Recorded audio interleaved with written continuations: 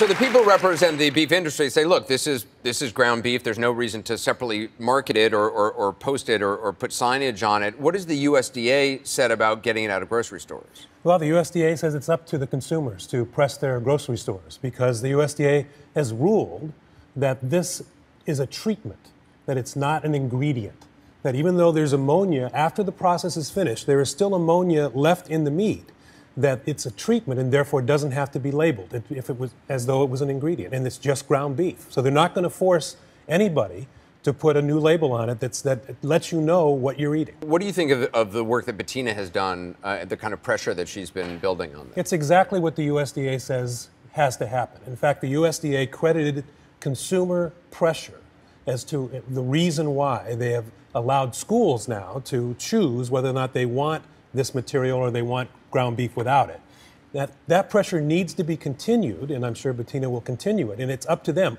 All we do is bring out ask the questions and get the answers. It's up to consumer groups like hers to actually put pressure on the supermarkets now to make them label this, because really there's a debate about safety, whether or not it's safe or not. But really what I want to know, and what many people want to know, is what's in my food.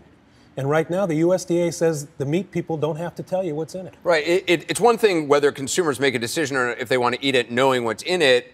The question is, should people be informed about what's in it? Exactly. So what has changed in the wake of your petition? School districts now have a choice. If they want to use their what are called commodity dollars to buy beef from USDA, they can choose now between the pink slime containing patties, or they can buy non-pink slime containing beef in bulk.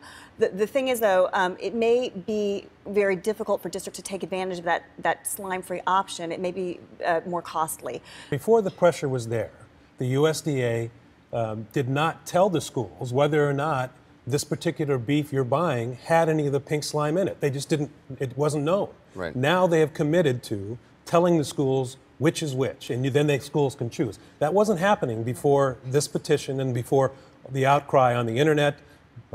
My Twitter has gone crazy, Facebook, those type of things that put real pressure on the government.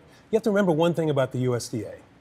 The USDA's inspectors and their guidelines, the people who work at the USDA are often very connected to the meat industry. It takes outside pressure to get them to move. And that's exactly what you've done. Right. So your petition is still up there. You're still hoping to get more signatures? Absolutely. Go to change.org. Change.org. Yes, change.org/pink slime.